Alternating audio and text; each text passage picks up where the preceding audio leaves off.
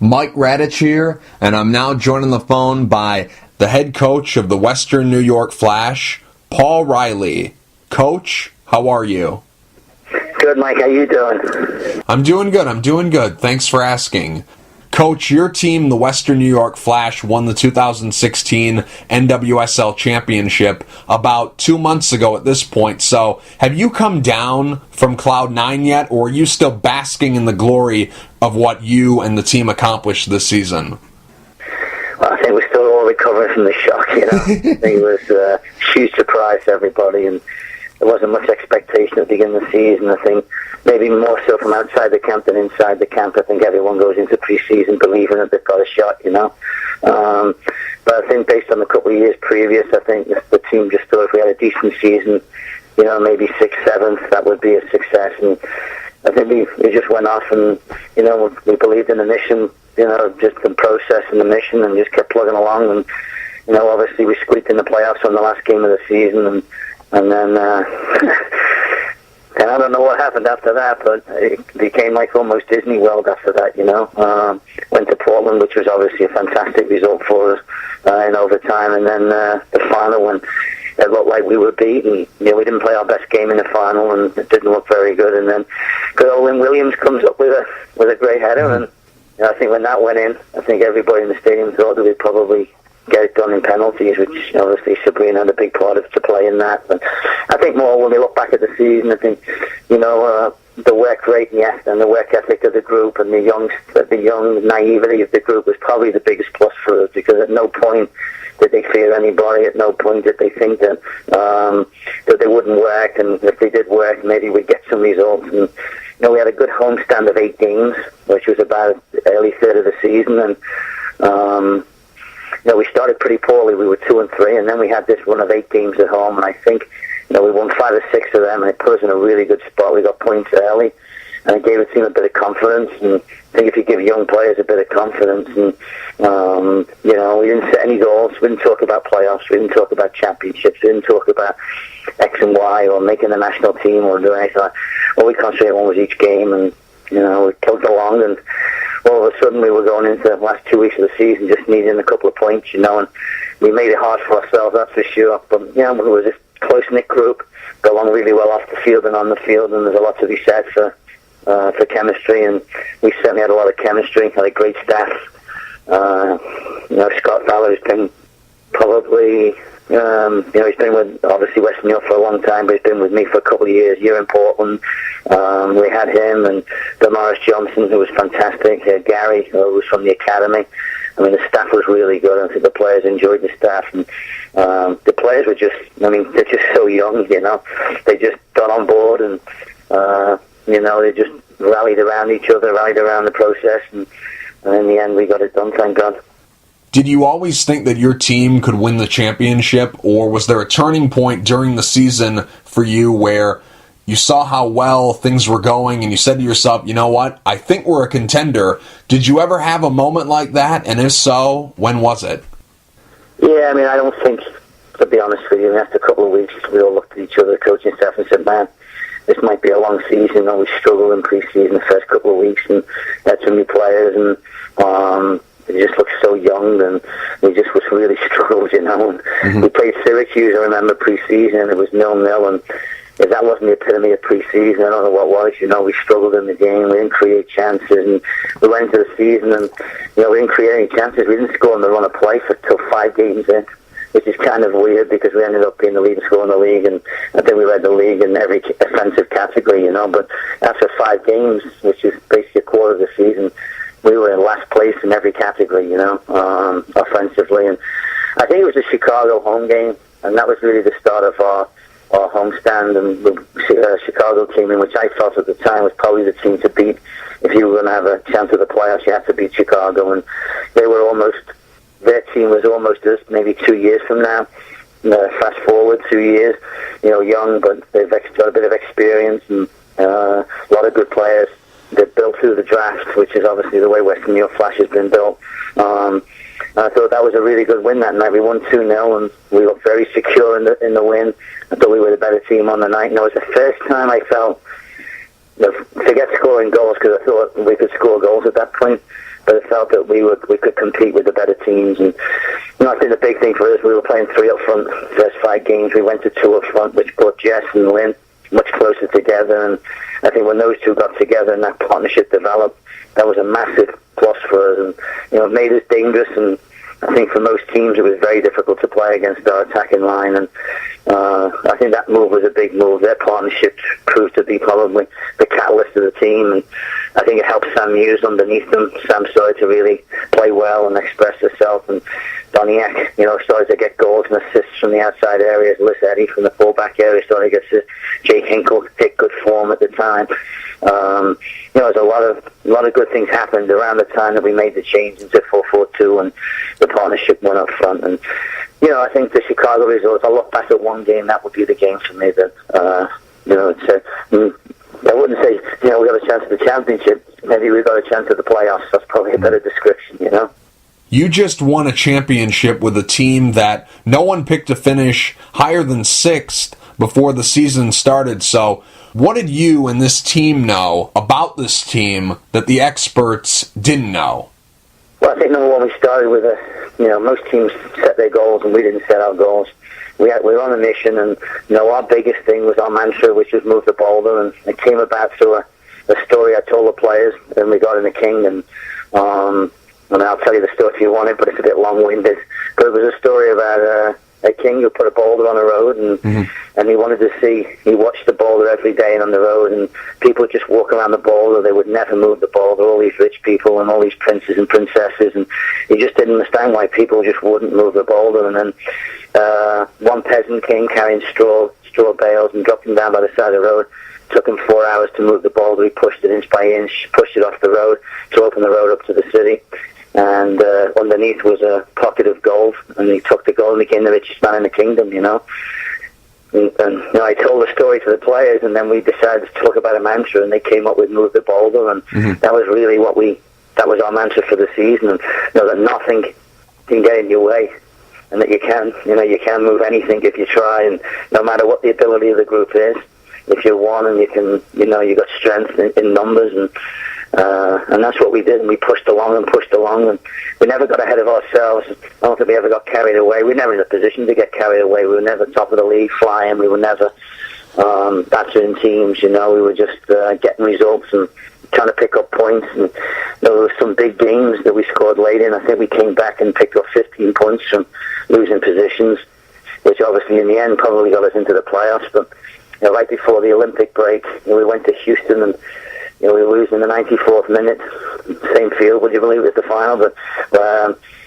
Abby Dahlkamp knocked the diagonal ball, Jess McDonald headed it down, Lynn Williams scored, and as bad as we were that night, we ended up picking a point in Houston, and they were pretty strong at the time, and then we brought them back to our place the first game after the Olympic break, and we were behind again, and we came back to get another point that night, and all these points that we thought maybe we dropped, they were actually points that we gained, and they were able to get us over the line in the end.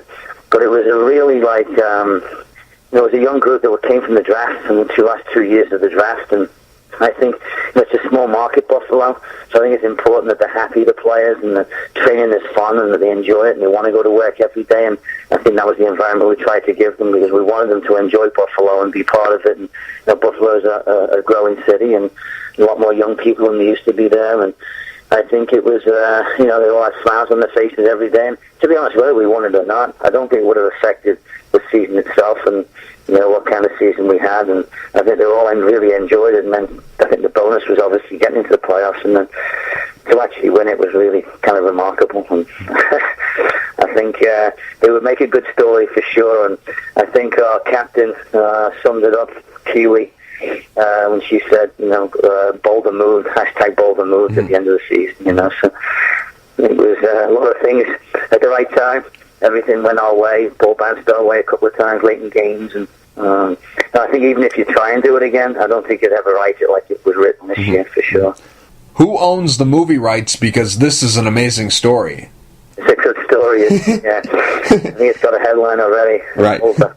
Right. And, move the boulder, But there's some great things. I asked the players to send me the top 5 or 6 things from the season, and there wasn't one player that didn't mention moving the boulder, So I think it was probably a key thing in the whole stuff. And I think now that they've obviously players like Willem Williams and Abby Dalkamper and Jess McDonald have been given a chance on the national team, I think for the rest of the league, no matter where you finish in the league, no matter how your team does, there is opportunities if you do well and you play well and you're consistent and you have success and your team does well. And I think when your team does well, people notice, And I think people noticed this year, those players, and it was all down to the team doing well, really, than maybe individuals. And that's maybe the difference between us and maybe some of the other teams. We were just so team-based. And, great camaraderie between the group and the staff as well. So, yeah, it was a fairy tale year for sure. No one picked this team to make the playoffs. Once you got into the playoffs, no one picked this team to win the whole thing. The two teams that you played during the postseason were two teams that you hadn't beaten all year, and one of those teams was your former club. And third time was the charm for you, Coach, because you had been to the championship game twice before in a professional women's soccer league in the United States and had come up short both times. So how satisfying is it for you personally to win this championship? Good question. I don't know. I don't think it's sunk in, really, because they're very similar teams to the Philly team. People compare them, I think, probably almost 2 months into the season. People were saying, wow, they're very similar, very young, athletic, good, never say die kind of attitude, almost the underdogs. I think we carried that tag most of the season. I think the press gave us a great bump on that one, A few of them, well, a lot of them said we wouldn't do well, and I think I used that in the locker room a lot this year, to rally the troops. But, for me personally, obviously it wasn't about me, it was about the team. Mm-hmm. The funny thing is, I got signed really late, and right. Charlie built the team, and, I walked to West New York. I flew in on March 10th. I started on March 12th. They handed me a roster of players, and off we went. It wasn't, I spoke to quite a few of them as we went towards, Dal Camper and Sam and Jay Hinkle and some of the kids that had been there a while the previous year, and we were all obviously first-round draft picks, and had good conversations with those guys about what we needed to improve.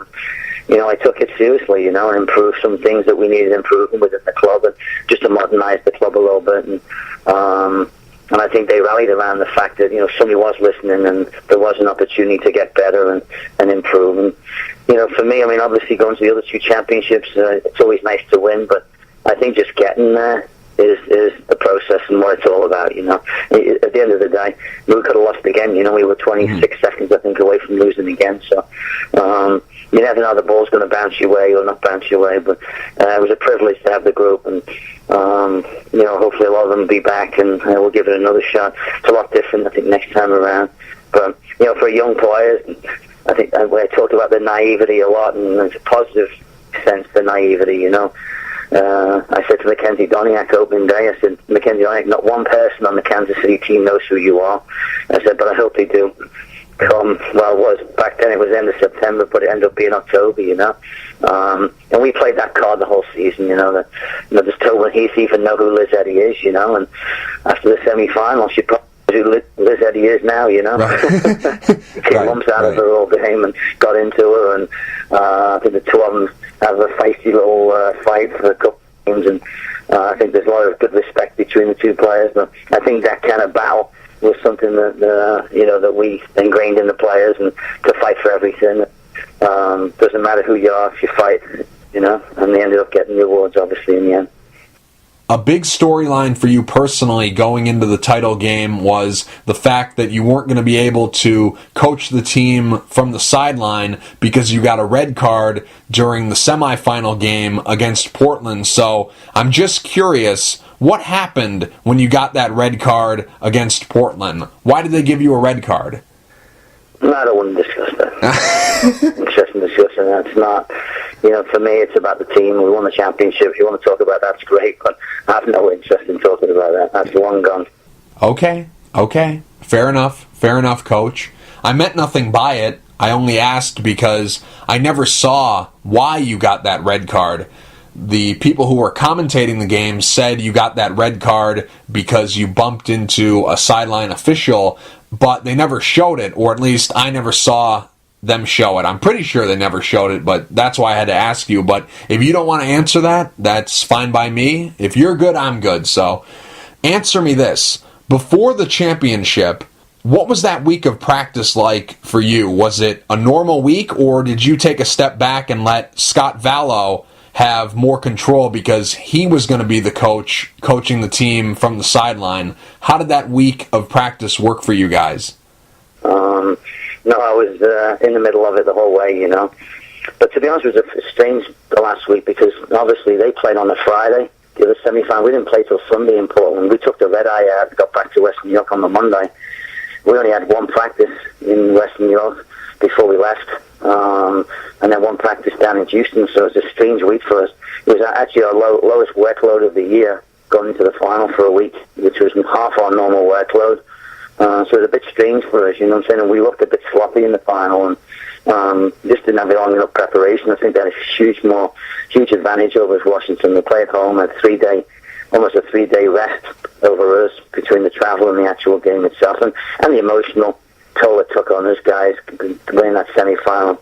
I mean, it was obviously an overtime game, so it did take a lot out of us, and it's a West Coast flight on top of it. So I think going in, we were a little bit more fatigued than they were. They trained probably 3-4 times the last week. We trained once, here, and once in West New York, and then once down in Houston. And we were just trying to keep them as fresh as we could, and that was really, we made it light, we made it fun. So we tried to keep them fresh and tried to do what we normally done with them, which is not worry about who we're playing, not worry about the size of the game, and just worry about the performance and trying to play well. And in the end, in the final, we obviously didn't play up to potential. I think everyone would agree that.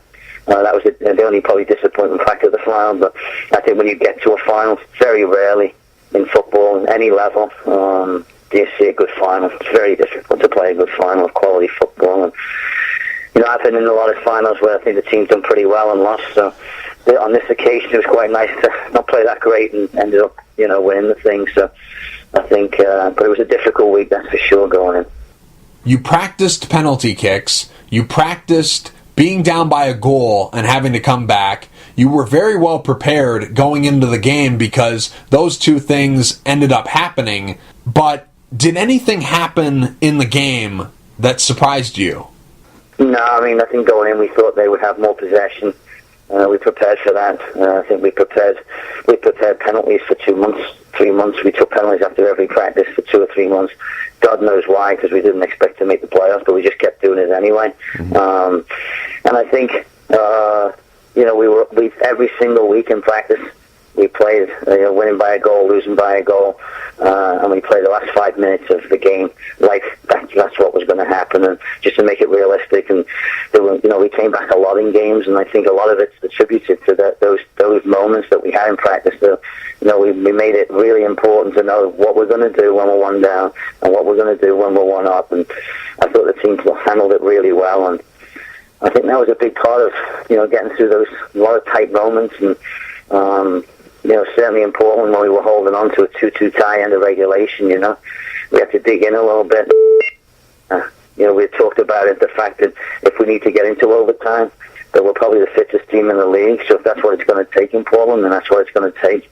I think it was a matter of scrambling through those, almost like we were holding on to a win and just get through, and then make it a 30-minute game, 0-0, and that's what we managed to do. And we had a lot of legs in the overtime, if you remember, and scored 2 great goals, and just looked like we could play for another hour.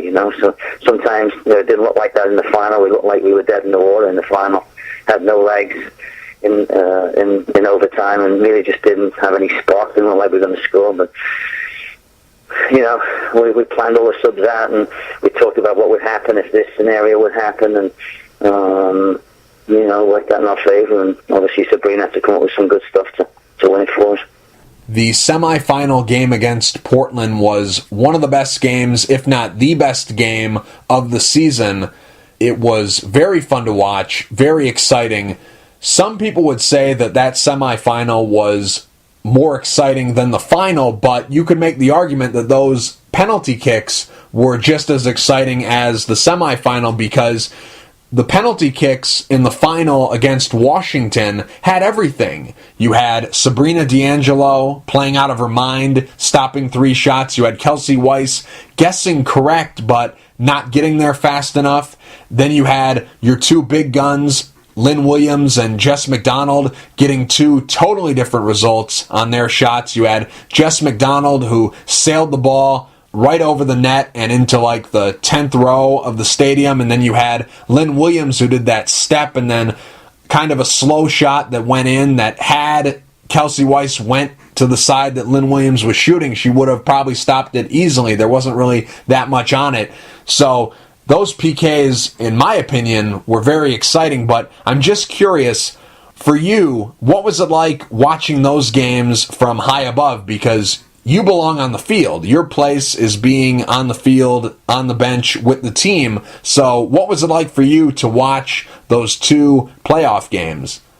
Yeah, it was tough. I mean, it's obviously tough when, from the emotional side, you're not on the field with them, you're not trying to settle them down, and it's a young team, so I think those big moments late in games, they need somebody on the sideline to try to push them on or pull them back, and that was difficult for me. And the good thing is for us is, from a tactical sense, you get a great look at the field, which normally you don't get.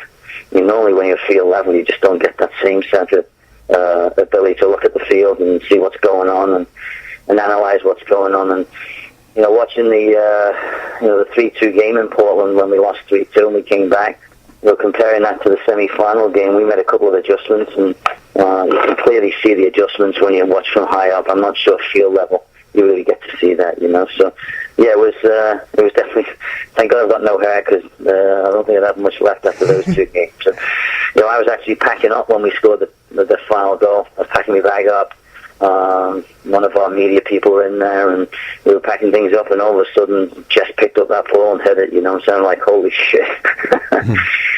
So, but exciting, but not easy, that's for sure.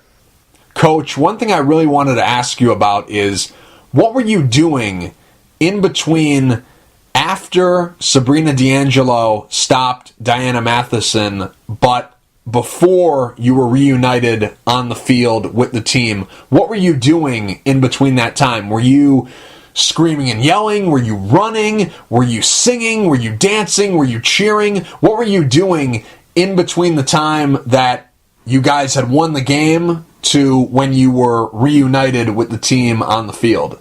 What were you doing then? I ran down about 100 steps as fast as you can ever imagine. I think the security guy tried to stop me. I just ran by him. And I think he realized I was the coach, but at first he was trying to grab me. I just ran right by him, right onto the field, dropped the bag, and I think it was, if I remember, Lynn Williams and Jay Hinkle came running from the penalty box, so they were all in the penalty box. I think it was those 2 guys came running first. It was great. It was a great moment for sure. How did you celebrate the win? An apple martini. It's my favorite. No, but with the champagne in the locker room, and it was just a great emotional thing. I think sometimes when you win a championship, it's almost relief. For us, it was just like, what happened? I think Sam Musley showed video of her with her hands on her head 4 times in the final. I think that probably summed it up, almost disbelief. And I think even in the final when we won on penalty, I don't think it really sank in. Mm-hmm. Even now, talking to players, talk to players all the time, they just still don't believe that that we won it. Now, Coach, there's a few players I wanted to ask you about. The first player is the Woman of the Hour, the 2016 NWSL Championship game MVP, your goalkeeper, Sabrina D'Angelo. Normally when the game goes into penalty kicks, the shooter has the advantage, but nobody told Sabrina D'Angelo that. Usually when you go into penalty kicks, you want to just get 1 save. If you get 1 save, you'll probably win that shootout. Here, Sabrina D'Angelo gets 3 of them, and it was just amazing to watch her do that. She was playing terrific during those penalty kicks. I couldn't believe what I was seeing. She was fantastic. I can't say enough good things about her, but what was it like for you to watch her stop all those shots? Yeah, I mean, obviously Sabs is a fantastic goalkeeper, and her injury in the season, led to us using two of the goalkeepers, and both Caitlin did well when she came in, and so did Eckerstrom. They both, Britt did really well, the two of them, to fill in for her. But I think it was important that we got her fit, ready for the run-in, and she wasn't in super form coming back to the Olympics. She didn't play too much, obviously, so it's almost a 2-month hiatus from playing, and took a while to get her timing back. And I think it was, after the first goal, she was disappointed with the first goal, that she gave up, and Crystal Dunn sneaked in behind. And I think it's almost, when you have one of those moments in the final, you hope you get your chance to put it right, and luckily she got a chance to put it right. And I think when I saw Matheson coming up, I felt pretty good that, obviously she must have faced Matheson 100 times in Canadian penalties, obviously practicing a lot with the Olympics and the World Cup and stuff, so she has to have a pretty good idea where Matheson goes, so I think that was probably in her mind. She's probably thinking, I think I got a shot here, and she's very agile. I mean, she's got quick feet, and she's very agile on her feet. I think she probably would be a good penalty stopper. If you had to pick somebody in the lead that would be good, I think it would be Sabrina, because she is quick in a 6-yard box. She's very nimble, she's young, she's super athletic, and she just, I mean, I'm just happy for her because she had a tough Olympics, not playing, and because of the injury and stuff, and to come back and MVP of the final was fantastic for her. But quality goalkeeper, amazing person in the locker room, and she's probably the person that was closest to Buffalo of all the players. So I think it's nice to have a homegrown talent. Be a part of something special. So happy for her.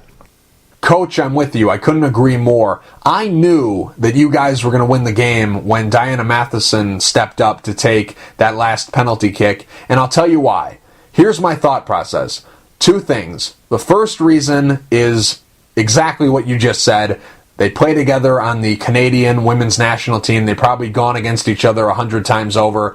So what you just said was my first thought. Then my second thought was, I remembered back to earlier in the season, the first time you guys played against the Washington Spirit at home.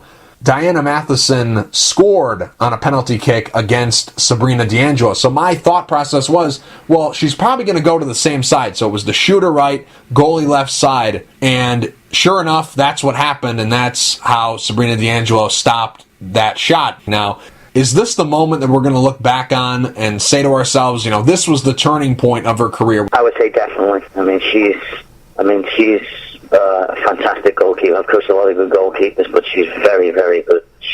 Her feet are excellent. She's excellent handling. She's a great shot blocker. I mean, I tried to find a weakness in the game, and I really don't see one. She's young. She trains her socks off. She's humble. She's got everything that you need, I think, to be a top and world-class goalkeeper. And I can't imagine Canada must be very, very pleased to have. I mean, she's going to be number 1 for a long time, I think. I mean, she's very young. She just has so many great attributes, and a person, I can't even describe what an amazing personality she has on the team, and for such a young player, she's a great leader, and just a really charismatic figure around the locker room, and smiling every day, first one into practice every day, just a phenomenal young lady, and I think she's going to be number 1 for a long, long, long time, and I think she's the number 1, no questionable, the number 1 for me. And I think it's a big moment in her career, that in the championship, and I think she's just going to be stronger and stronger. And for us to have her in Western New York is a massive plus for us, for sure. The next player is Jess McDonald. How would you describe your relationship with her prior to being reunited with her this season? Well, I mean, I never really thought about it. I'm sure Jess, I wasn't the one that signed the players, signed Jess, or let Jess go in Portland. Right. It was a management decision, and I tried to explain that to Jess when I first spoke to her, but to be honest with you, like any professional, I think Jess already moved on, and I'm just a coach. I coach the team I've got, and I said to Jess, I love coaching Jess. She had a lot of success when I coached her previously, and I enjoyed coaching her, and attacking type coach, so I think I'm a good coach for Jess, and we look to play with our forwards a lot, and I think that helps Jess. She needs to be in that type of environment where she's got an attacking coach. I think it helps her a lot, and I tell you what, there was conversation straight away. I called Jess up as soon as I got the job and said, Jess, want to chat? I'm excited to coach you again, and she was brilliant, on the phone, and the one thing about Jess, once she gets there and she gets down to business, I mean, she's a good player, man. She works her socks off too, and there's no short measures with Jess, man. She puts everything into every practice and wants to win, wants to score goals, and she's done a lot, man. And she's a mum. So you got to give her a lot of credit. Right. And she was dropping the kid off in the morning, coming to practice, picking the kid up, playing with the kid, doing this, doing it. She's just, to be able to do that, beyond anything I could ever do, that's for sure.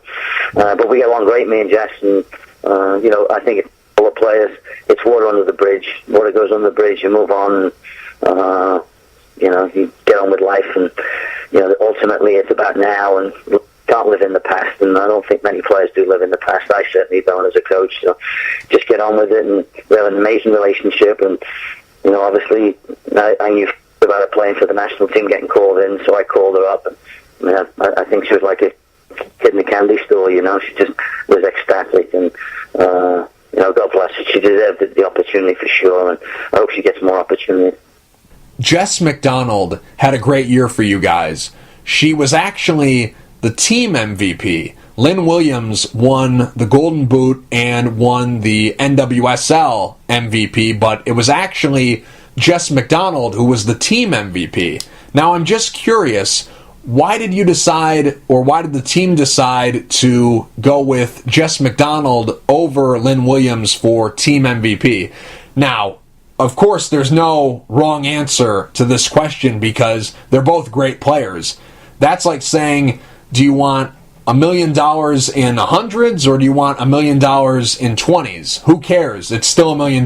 It's great anyway. So there's no right or wrong answer, but I'm just curious, why did the team decide to vote for Jess McDonald as the MVP of the team, even though Lynn Williams was the MVP of the league? Yeah, I don't know how it was picked, or I'm assuming the players picked it, but sure. I think it could have gone either way. Either one of them could have gone either way, Just got a lot of assists for Lynn. And they get along very, very well, which is obviously fabulous. There's no egos involved. There's two humble players, and now they've obviously both been pulled up to the team, national team. But it was nice of Jess for me that she got MVP, because I think that she did a lot for the team. It's not just about scoring goals or getting assists or things like that. She does a lot for the team in the locker room, and again, she was the oldest player we had. She was a really mature player on the team, and with all these young kids, and we could have gone off the deep end a few times, and I think she steadied the ship. And the number one relationship that made us win a championship for me was those two, and how they got along and how they blended on the field, and they brought a lot, and you couldn't get two more opposites off the field. Lynn's young and free and doing her thing, and Jess is married with a kid and running around picking the kid up, dropping him off, and Lynn gets to do her thing and be her own woman. And I think for the two of them to get along like they did was fabulous for us. And I think, to be honest with you, yes, Lynn would be happy that Jess got MVP. I think she'd be ecstatic for her. Lynn got a lot of awards this year. Right. I don't think there's any. I think Jess, I think if you look at the MVPs, it had to be Lynn or Jess for me, for the league MVP. And I don't think it would have mattered either way to anybody, which way it went. And obviously, whoever decided it went with the younger one, but it could have gone either way for sure. Next up, the winner of the Golden Boot and NWSL MVP, Lynn Williams. Now, Lynn Williams really came out of nowhere.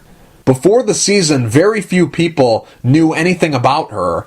She had battled injuries in her rookie year, and she didn't come from a big school, so she wasn't on that many people's radars until this season. And obviously she's on everyone's radar now because she had a fantastic year and was the league's MVP, and she's went on to the national team and made an immediate impact the first time she ever touched the ball for the national team. So everyone knows about her now, but before the season, really no one knew her. So I'm curious, how much did you know about her before becoming the coach of the Flash? Yeah, not too much. Obviously we knew she was athletic.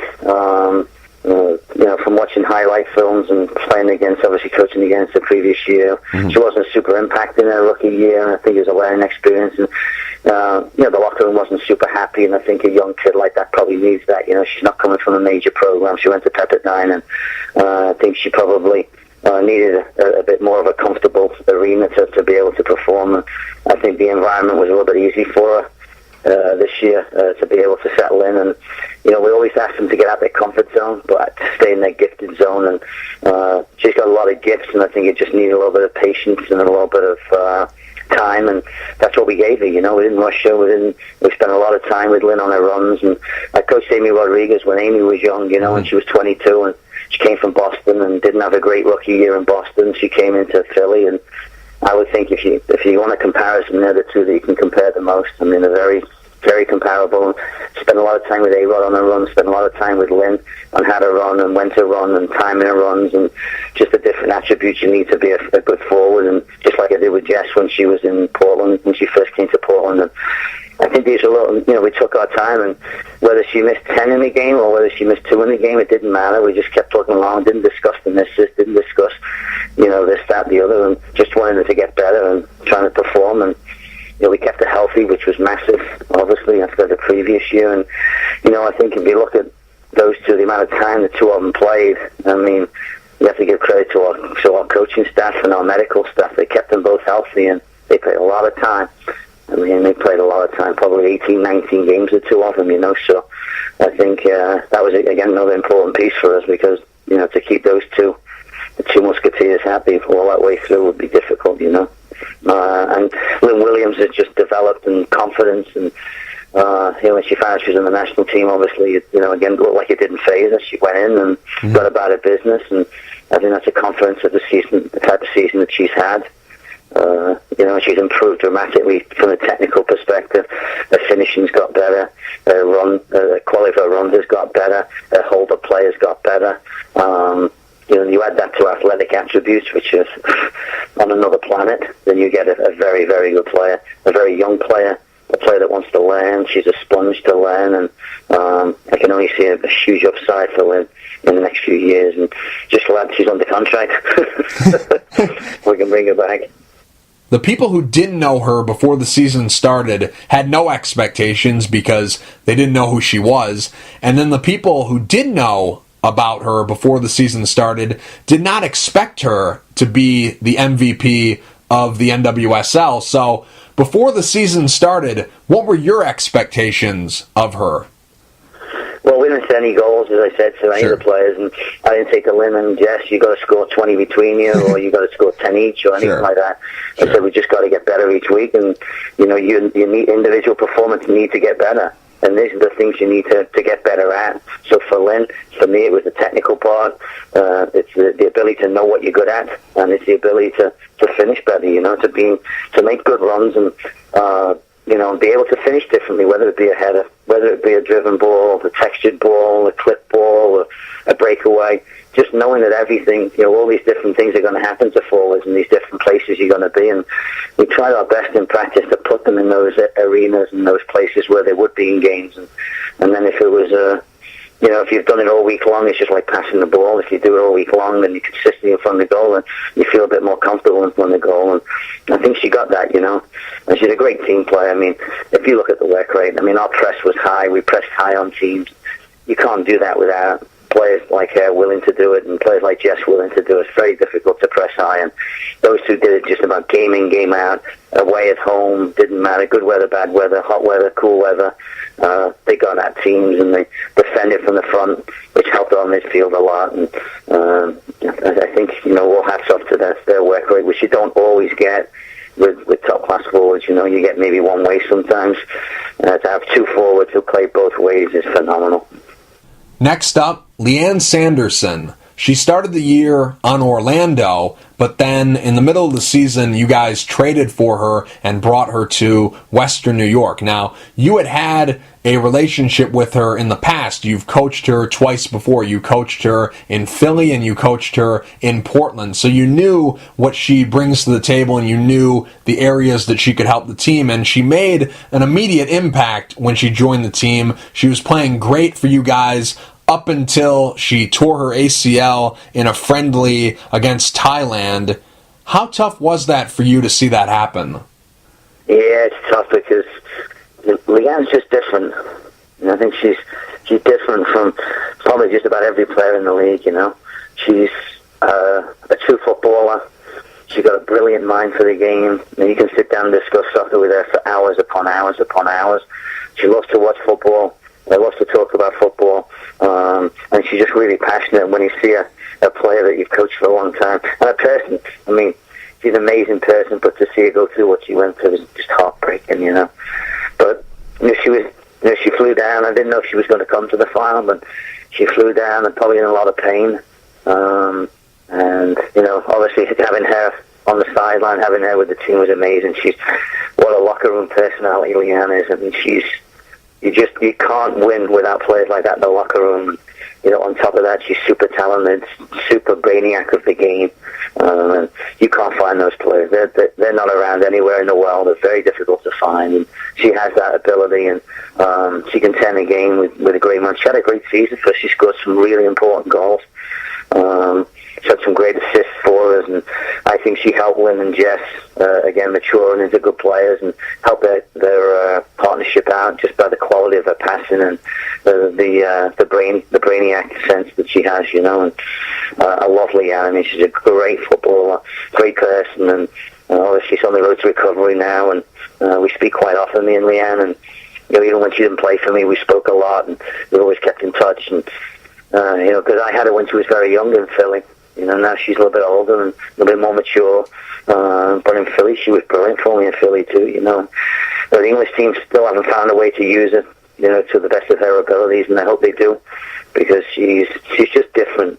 And I think that in this day and age, everybody wants super athlete to run up and down the field, and Leanne's just a little bit different. And when we brought her in, our passing changed a lot. If you look at our numbers on the Pro Zone and the match analysis, all of a sudden from 300 passes we were getting 425 passes, and it made a huge difference to us in terms of the team, and that's what really Leanne changed.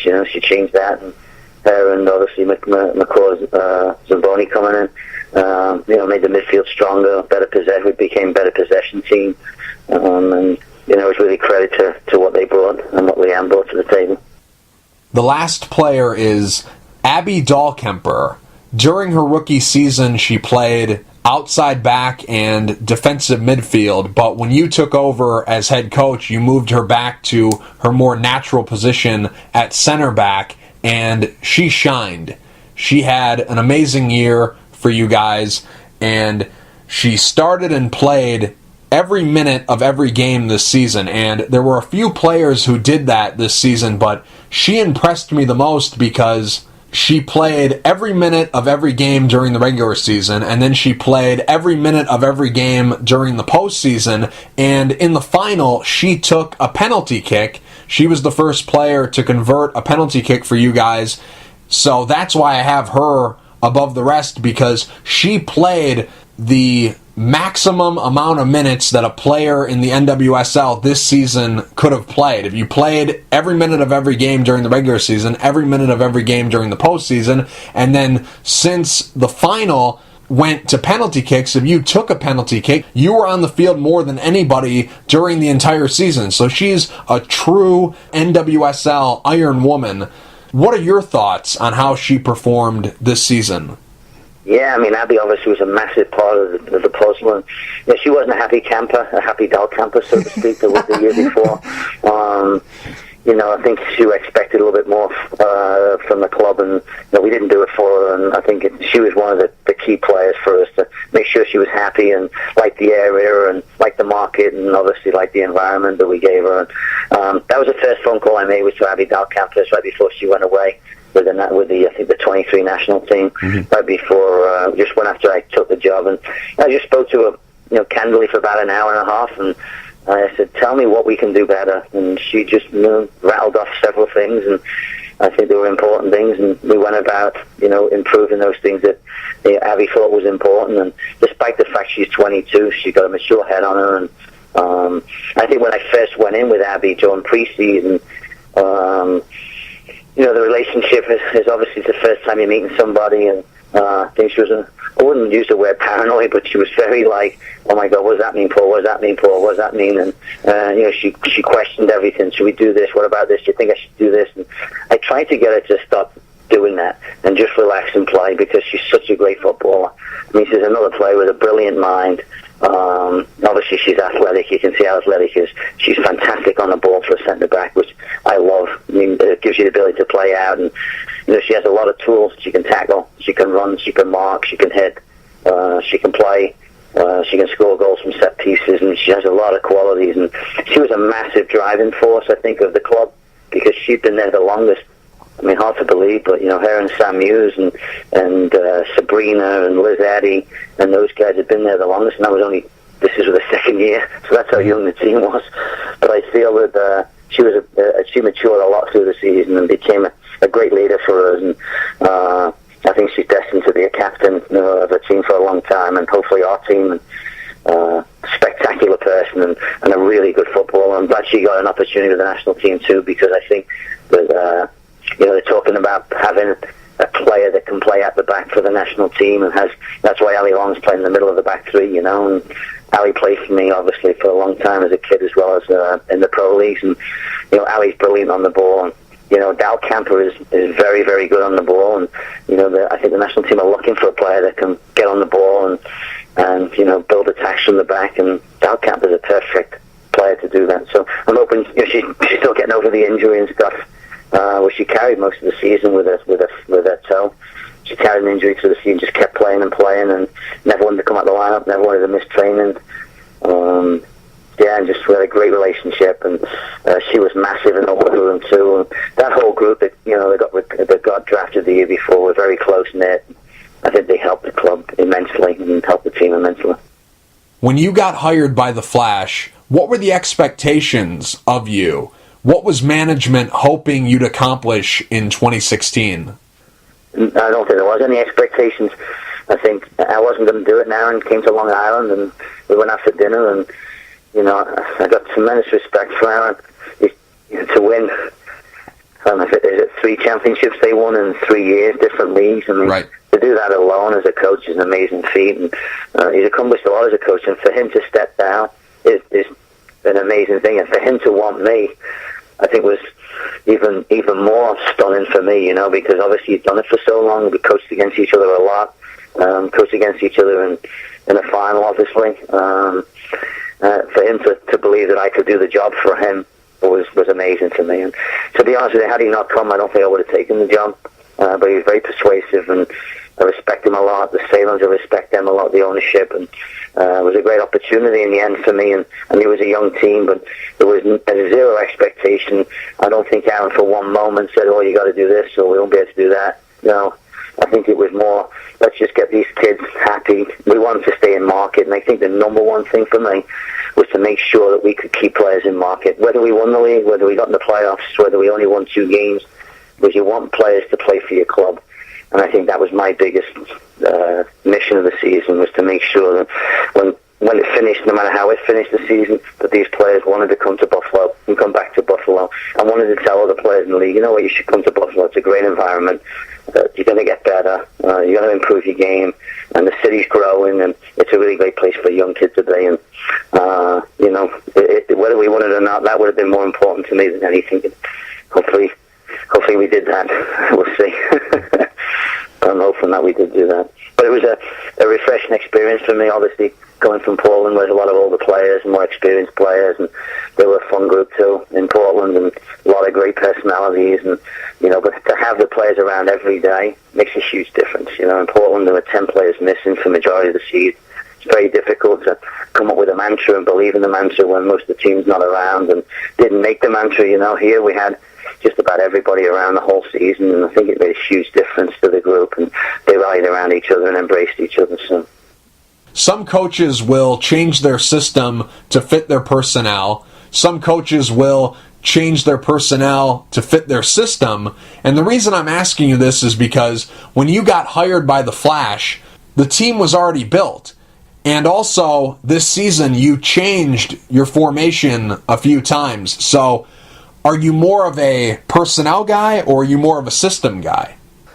I'm based on personnel. I think man management, I think personality, I think ability to give the players a great training environment, patience.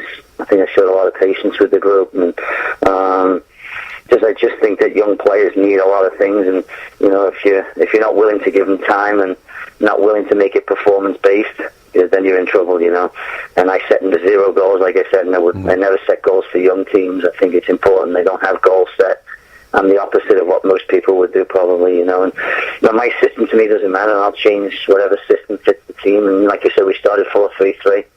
We switched after 5 games, 4-4-2, and we carried that along. Sometimes we played a flat 4 in the midfield. Sometimes we played a diamond, and depends who was in the lineup, who was available. But it's all about players for me. I'm a complete player coach, and I think every coach wants to say that, but I'm hoping the players would agree with that. I'm not totally on the side of the players and getting them better and getting them improved, and knowing that some part of their game is improved when the whole process is over, as opposed to how many wins and losses. And I would never have looked at the season based on wins and losses. I would have always based it on how many players want to come back to Buffalo, and there's a lot of them that want to come back to Buffalo, which is a good sign. 2-part question here, Coach. First part, describe this team in a few words, and second part of the question, why did you choose those words? Yeah, I think ways to describe the team would be hungry, humble, and happy. I think we changed the mentality of the group from the previous years and made it a lot happy, a locker room and happier environment. The humbleness of the group was amazing. They're all young, so obviously that was going to be a big part of it. And then the hungry part, and I think they showed that all season, no matter what we went through. They trained, the workloads were unbelievable, and they trained hard, and I think those would be the 3 words that describe the team the best. Coach, last question. The best moment of the season for you was what? I know that this is probably a difficult question for you to answer because there were so many great moments this year, but if you can't narrow it down to just one, you can give me a few if you want to. Wow. Just so many great moments. Well, obviously, I think from a team perspective, the result in Portland, I think the team, every one of them would say that was in their high. When I asked them for the top 5 moments, that was right there. Just about all of them was the win in Portland. Just because it's a team we hadn't beaten, and to be honest with you, we never looked like beaten in the 2 games that we played them. So I think there's no question that was a highlight. I think the goal of the season for me was one that never got any accolades. It was against Boston, and Jess McDonald scored it. Abby Dalkamp hit a 45-yard diagonal ball to Jay Hinkle, and pinged it in one touch, and Jess came in and volleyed it in the net, and I thought it was a brilliant goal. Never got a sniff in any of the goals of the year, but I thought it was just a brilliant, brilliant goal. I think that was the goal of the season for me. I think the Houston tie when we were losing, 94th minute, I think to come back from that. And I think, other than that, I would say, to be honest with you, training. Training was a privilege every day, and I don't think I ever didn't want to go to practice every day. And I feel the same way. They wanted to go to practice every day, and that's not easy to keep them interested for 7 months. So I think that was a big part of our success as a group. And obviously, number one for me is move the ball over. They embraced it, they used it, they had shirts made of it, it was really something that they just took beyond any other team I've ever coached. I mean, you have mantras usually, but this was at the forefront of everything we did, and I think that's probably the number one thing I remember them picking that. And Sabrina D'Angelo was probably the person that ended up, being the vocal one on picking that. So, and guess who ends up saving the penalties at the end? The final highlight of the season. Again, who owns the movie rights? Because this story would make an amazing movie. Yeah. So I'll tell you what, I'm writing a book. I've already started it. I think it's just a great book for the underdog. And a great book for people to look at and say, this is just doesn't happen. But it's been a year for the underdogs in every sport, with Chicago winning, and I just feel like it's just one of those years. Every underdog. Leicester City won the Premiership. We won the NWSL. Chicago won the. It's crazy year for the underdog. So it just seems to continue to happen, and sometimes that's just the way life goes, I guess. Well, yeah, it's a great story. I don't remember a team. I've coached in a lot of leagues, men's and women's, that was so far not picked to win that would win it, Normally in women's soccer, you can usually pick the top 2 teams that are going to have a chance to win it, So there's not one person that picked us, including ourselves. Coach, have a safe and happy holiday. Congratulations on winning the NWSL championship. It was an amazing year. Thank you for taking the time to talk. I really appreciate it. Anytime. Have a great holiday.